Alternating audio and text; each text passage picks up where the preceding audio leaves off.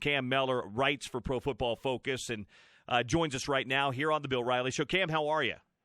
I'm living the dream. I couldn't be better. We're fastly approaching the season, and that excites me more than anything else. That doesn't excite you more than it excites me, my friend. 21 days from today, it kicks off, and I'm excited about it coming up. But I love the stuff you guys do, Pro Football Focus and Pro Football Focus College.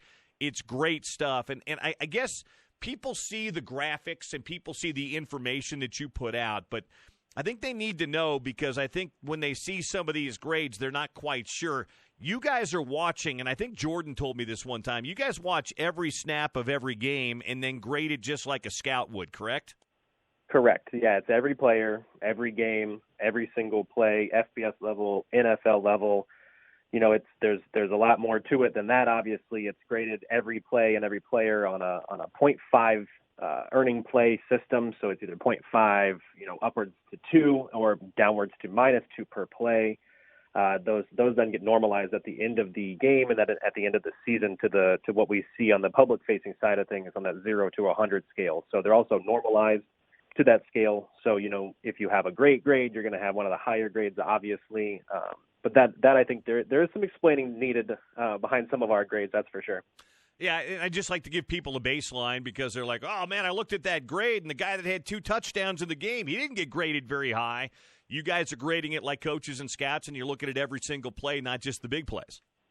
Yeah, and it works kind of both ways. Obviously, the box score junkie might say, oh, well, he had 11 catches and 2 touchdowns and over 100 yards as a receiver. You conveniently forget the fact that he missed 2 run blocks, or he dropped 2 passes that would have been even more yards. So those are grades taken to all of those things. But then it works, the other way around. For a quarterback, if he drops a pass 35, 40 yards down the field and the receiver drops it but it's intercepted, the box score states that, Tyler Huntley has an interception, but actually it's not his fault. That pass should have been caught. That pass should not have been intercepted. So we grade, that a positive play for most instances. Obviously, there are some nuance to those things. But yeah, for typical plays in which the players do a great job, but the results may not show in the box score, that's where our grades come into play. Yeah, my producer Porter Larson put up the graphic that you guys put out recently of the overall Utah grades from last season. Zach Moss graded very high pre-injury. John Pennicini, Bradley Anai, Jalen Johnson, Cole Fotheringham all had 80-plus grades. What's kind of your benchmark for average player, average grade, good grade, very good grade? Where would these grades by position fall that are 80 to 85 for these Utah players? So the 80 to 85 is very good. In the college level, anything above an 85.0 is considered elite. Our elite level is 90 for the NFL, 85 for college. So anything 80 to 85 or 84.9, which is where we're at, Zach Moss, we couldn't get quite enough to that elite level last year, unfortunately. But that's just how the normalization goes. But yeah, 80 to 84.9 is very good. And that's where all 5 of those guys you mentioned are. I'd be curious, just, again, he got hurt and missed the last 5 games, but I think I remember looking back at your grades in October of last year. Tyler Huntley was playing at a pretty close to elite level before he broke his collarbone, wasn't he? Yes, and that's where you can there's a discernible dip when you look at his game-by-game grades, and you can see without even knowing the injury, you could say, well, something happened right here. And it went it didn't go downhill, so to speak. He didn't see a significant dip in grades and, overall play, but it definitely, the injury did affect him a little bit.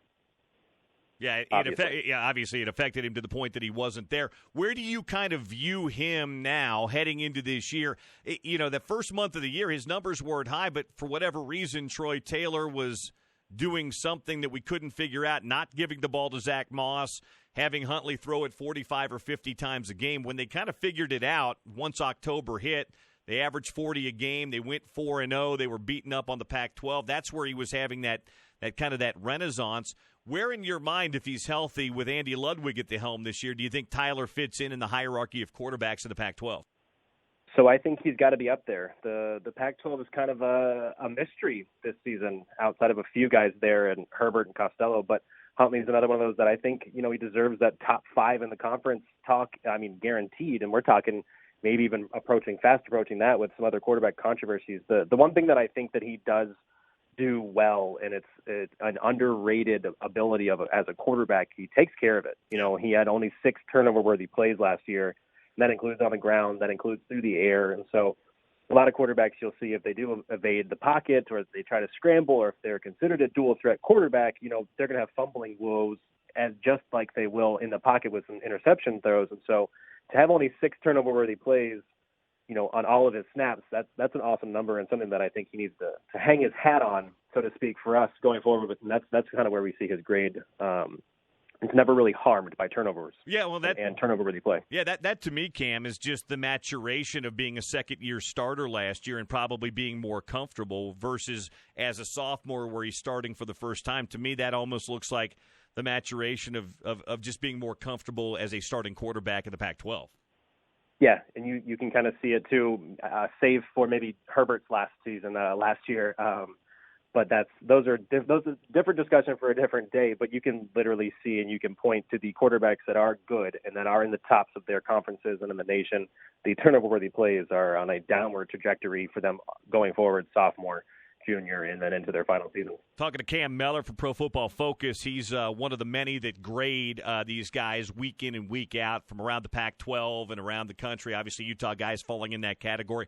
Give me a Utah player. You listed those top 5 grades. You had Moss, the highest rated, Cole Fotheringham down there at number 5. Those guys were all 80-plus.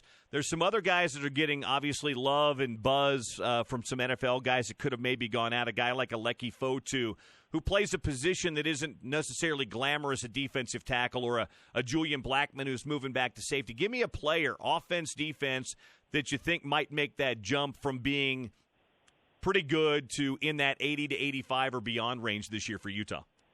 I think you just said it, actually. It's Aleki Fotu. So you have a guy like him not heralded. Unless you're a guy like Aaron Donald playing in the middle of the defensive line, you're not going to get a lot of publicity. It's not a, quote, football sexy position, but he has great pass rushing grades, great defensive grades, or run defense grades, but he gets after the quarterback. Sure, 3 sacks last year by our metrics, but he had 35 total pressures, and that's just under 300 pass rushing attempts. So you're talking a high percentage of pressure on the quarterback that he's getting per time he's rushing the passer, and those that we've seen translate year over year from the defensive interior.